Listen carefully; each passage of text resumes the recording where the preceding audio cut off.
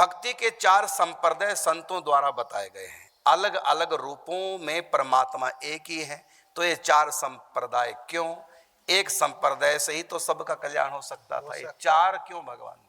हो सकता है, लेकिन भगवान ने जो है ये समग्र जीव को सबके रुचि अलग अलग है।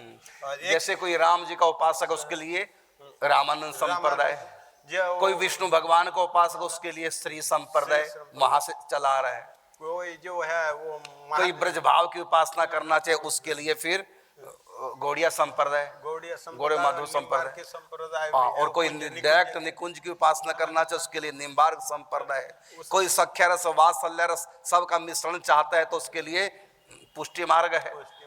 तो ये तरीके भी तो कई, रास्ते भी तो कई हैं। जीव का रुचि भी तो भिन्न है, रुचि अलग अलग है। तो अलग अलग रुचि के कारण से अलग अलग संप्रदाय है सब सत संप्रदाय सब भगवान के द्वारा चलाए हैं और जाना है वहीं पर, लेकिन रुचि के अनुसार जीव। देखो आपने जो लिखा है कि परमात्मा तो एक ही है, परमात्मा तो एक है लेकिन उसके रूप तो अनेक हैं।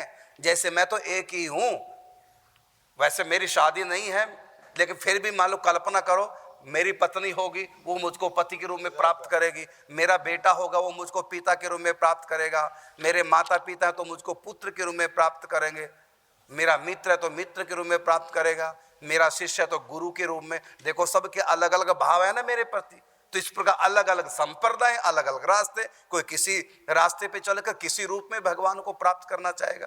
दूध तो एक ही है, उसी को खोआ बना लो, वो दूसरा तरीका अलग स्वाद आएगा। उसके लिए बर्फी बना लो, उसका अलग स्वाद आएगा। उसी दूध की रबड़ी बना लो तो अलग स्वाद आएगा। दूध एक ही है, उसकी खीर बना लो तो अलग स्वाद आएगा, दूध वही है।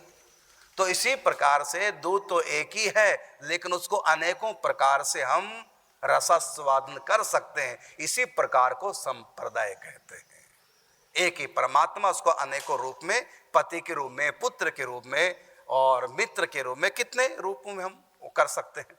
तो इस प्रकार अलग अलग संप्रदाय तो इतने हो सकते हैं जितनी आत्माएं उतने ही संप्रदाय हो सकते हैं। लेकिन सिद्धांत केवल 4 हैं, 5वां सिद्धांत होता नहीं। इन्हीं 4 से सारे सिद्धांत निकलते हैं। गाय के थन 4 हैं, दूध तो चारों थनों में एक ही है। दूध थोड़ी अलग अलग हो जाएगा लेकिन फिर भी कई बार होता है गाय के थन में किसी में मोटी धार है, किसी में पतली धार है ना।